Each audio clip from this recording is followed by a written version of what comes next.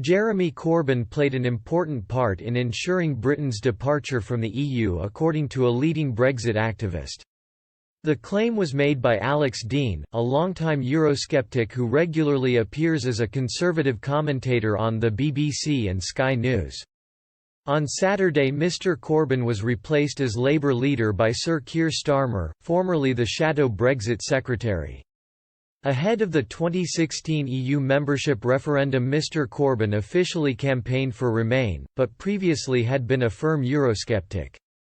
Mr Dean said, "I think Brexit owes a great deal to Corbyn, not least because he was, right up until he became leader of the Labour Party, one of the most fervent campaigners for leaving the European Union.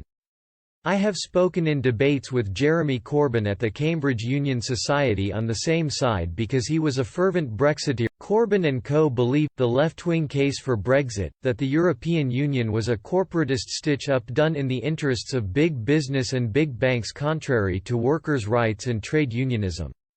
In 2009, Mr Corbyn urged the Irish people to reject the EU's Lisbon Treaty and compared the EU to a «European empire» in footage unearthed by the Red Roar Politics website.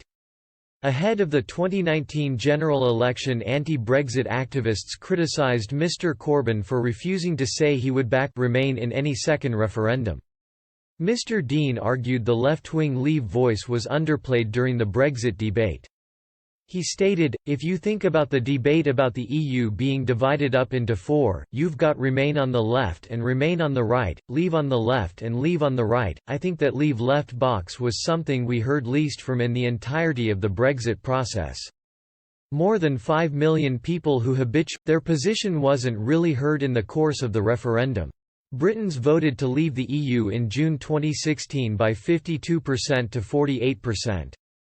However, the UK only finally left at the end of January 2019 after the exit date was repeatedly pushed back." Mr Dean said he was shocked by the campaign that developed to overturn the referendum result, commenting, "It may be naive of me, but I rather expected people to simply accept the democratic result. I absolutely would have accepted the result had we lost the campaign to leave the European Union.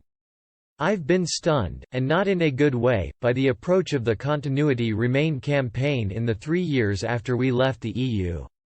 There's nothing wrong with people saying we should rejoin the European Union. If there were a campaign to do that, I would campaign against it, I would oppose. What I cannot abide is attempts by people to stymie our decision, made as a sovereign country, because they think they know better, and they perversely wrap themselves in various arguments that suggest they're defenders of democracy."